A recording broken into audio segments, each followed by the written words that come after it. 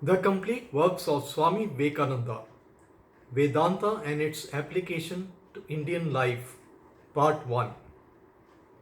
There is a word which has become very common as an appellation of our race and our religion. The word Hindu requires a little explanation in connection with what I mean by Vedantism. This word Hindu was the name that the ancient Persians used to apply to the river Sindhu. Whenever in Sanskrit there is an S, in ancient Persian it changes to H. So that Sindhu became Hindu. And you are all aware how the Greeks found it hard to pronounce H and dropped it altogether. So we became known as Indians. Now this word Hindu, as applied to the inhabitants of the other side of the Indus, whatever might have been its meaning in the ancient times, has lost all its force in modern times. For all the people that live on this side of the Indus are no longer belonging to one religion.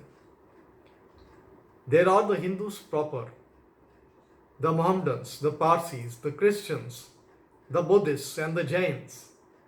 The word Hindu in its literal sense ought to include all these.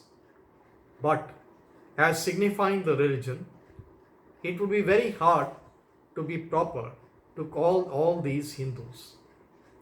It is very hard, therefore, to find any common name for our religion. Seeing that this religion is a collection, so to speak, of various religions, of various ideas, of various ceremonials and forms, all gathered together almost without a name, and without a church, and without an organization. The only point where perhaps all our sects agree is that we all believe in the scriptures, the Vedas. This perhaps is certain that no man can have a right to be called a Hindu who does not admit the supreme authority of the Vedas. All these Vedas, as you are aware, are divided into two portions, the Karam Kand and the Jnana Kand.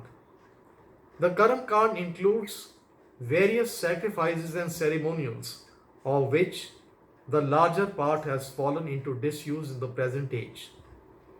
The Jnana Kand, as embodying the spiritual teachings of the Vedas, known as the Upanishads and the Vedanta, has always been cited as the highest authority by all our teachers, our philosophers, and our writers, whether dualist or qualified monoist or monoist.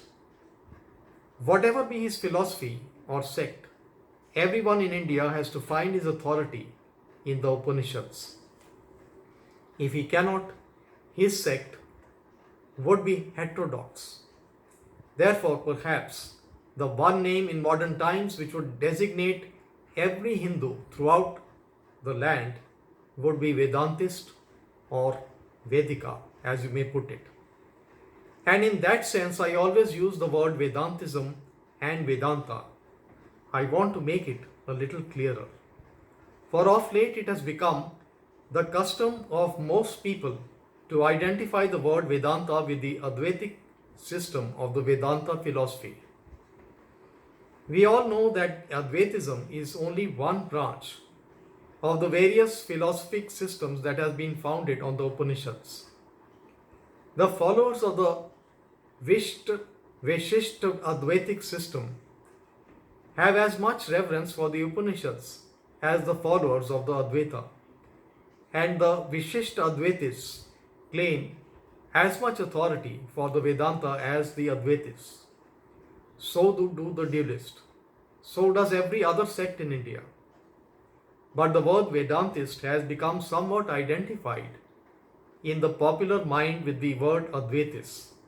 And perhaps for some reason, because although we have the Vedas for our scriptures, we have Smritis and Puranas, subsequent writings, to illustrate the doctrines of the Vedas. These, of course, have not the same weight as the Vedas. And the law is that whenever these Puranas and the Smritis differ from any part of the Shruti, the Shruti must be followed and the Smriti rejected. Now, in these expositions of the great Advaitic philosopher Shankara and the school founded by him, we find most of the authorities cited are from the Upanishads. Very rarely is an authority cited from the Smritis, except perhaps to elucidate a point which could hardly be found in the Shrutis. On the other hand, other schools take refuge more and more in the Smritis and less in the Shrutis. And as we go to the more and more dualistic sects, we find a proportionate quantity of the Smritis quoted, which is out of all proportion to what we should expect from a Vedantist.